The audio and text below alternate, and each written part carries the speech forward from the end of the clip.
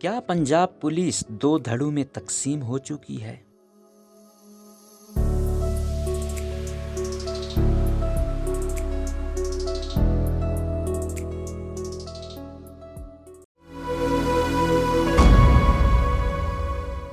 رائے شاہ نواز کے مطابق پاکستان کے صوبہ پنجاب میں اس وقت تحریک انصاف کی حکومت ہے اور یہاں کے وزیر اعلیٰ پرویز الہی ہیں۔ اس نئی حکومت نے اقتدار سنبھالتے ہی دعویٰ کیا تھا کہ 25 مئی کو پی ٹی آئی کا لانگ مارچ روکنے والے پولیس افسران اور احکامات دینے والی نون لیگی قیادت کے خلاف قانونی چارہ جوئی کریں گے۔ اس حوالے سے اب تک پنجاب پولیس کے چھوٹے بڑے 30 افسران کے تبادلے اور ان کے خلاف انکوائری شروع کی گئی، جبکہ ساتھ ساتھ مسلم لیگ نون کے رہنماؤں اور کارکنوں کے خلاف بھی مقدمات اور پکڑ دھکڑ کا آغاز کیا گیا۔ اس وقت سابق ایم پی اے نذیر چوہان اور طاہر مغل نامی لیگی ایکٹیوسٹ کی گرفتاریاں ایسی ہیں جو منظر عام پر ہیں۔ پنجاب کے وزیر داخلہ ہاشم ڈوگر نے پولیس افسران اور لیگی رہنماؤں کے خلاف قانونی کارروائی کے لیے ٹاسک ایک 5 رکنی کمیٹی کے سپرد کیا تھا، جس میں تحریک انصاف کی رہنما یاسمین راشد اور میاں اسلم سمیت 3 پولیس کے اعلیٰ افسران رکھے گئے تھے۔ ناگزیر وجوہات کی بنا پر ابھی تک نون لیگ کے خلاف اس پیمانے پر کارروائیاں دیکھنے کو نہیں ملی جن کی پی ٹی آئی کے کارکنان توقع کر رہے تھے۔ اب کئی اطلاعات سامنے آئی ہیں کہ جیسے پولیس کی کئی افسران سیاسی انتقام کا حصہ بننے کو تیار نہیں ہیں۔ کون سے پولیس افسران ہچکچا رہے ہیں؟ لاہور پولیس کے ایک اعلیٰ عہدے پر فائز پولیس افسر نے اردو نیوز کو نام ظاہر نہ کرنے کی شرط پر بتایا کہ انویسٹیگیشن ونگ کے 2 افسران S S P investigation Imran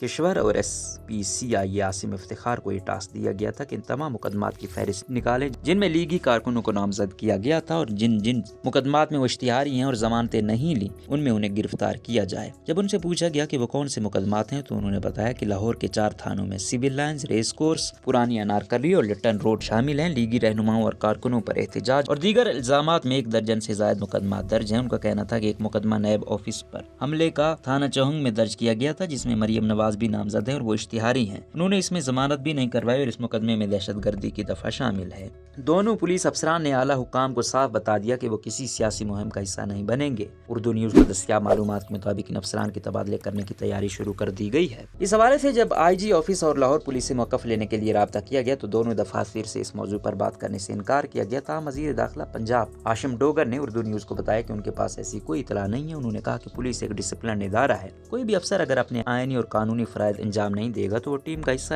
بھی نہیں ہوگا۔ 25 مئی کو جو کچھ ہوا وہ ساری دنیا نے دیکھا۔ جب پی ٹی آئی کارکنوں پر ظلم کے پہاڑ توڑے گئے اس کا حساب ہر صورت لیا جائے گا۔ لاہور پولیس کے اعلیٰ افسر نے اردو نیوز کو بتایا کہ معاملہ محض نون لیگ کا نہیں، فورس کے اندر اصل تذبذب اس بات کا ہے کہ موجودہ حکومت ان پولیس افسران اور اہلکاروں کے خلاف محکمانہ کارروائی کی خواہاں ہے جو 25 مئی کو اپنے فرائض سر انجام دے رہے تھے۔ افسران کا چناؤ سیاسی بنیادوں پر۔ پولیس کے اعلیٰ افسر کے مطابق پولیس کا محکمہ اس وقت ایک طرح کی سیاسی کشمکش میں گر چکا ہے۔ پی ٹی آئی والے افسران کی تعیناتی میں یہ بات مد نظر رکھتے ہیں کہ وہ نون لیگ کے دور میں کہاں تعینات تھے۔ نون لیگ نے بھی ان افسران کا تعین کیا جو پی ٹی آئی دور میں مرکز نگاہ نہیں تھے۔ اس واضح تقسیم سے صورتحال بگڑ رہی ہے۔ سابق آئی جی پنجاب خالد خواجہ نے اردو نیوز سے بات کرتے ہوئے بتایا کہ یہ روش اور تاثر کسی صورت درست نہیں ہے۔ پولیس صرف اور صرف آئینی اور قانون کے تحت چلتی ہے۔ پولیس کا سیاسی استعمال ادارے کو کمزور کرنے کے مترادف ہے۔ اگر ایسا ہے تو پولیس میں تمام افسران سیاسی بنیادوں پر نہیں بلکہ آئین و قانون اور حکومت وقت کی دی ہوئی آئینی اور قانونی ہدایت پر چلتے ہیں۔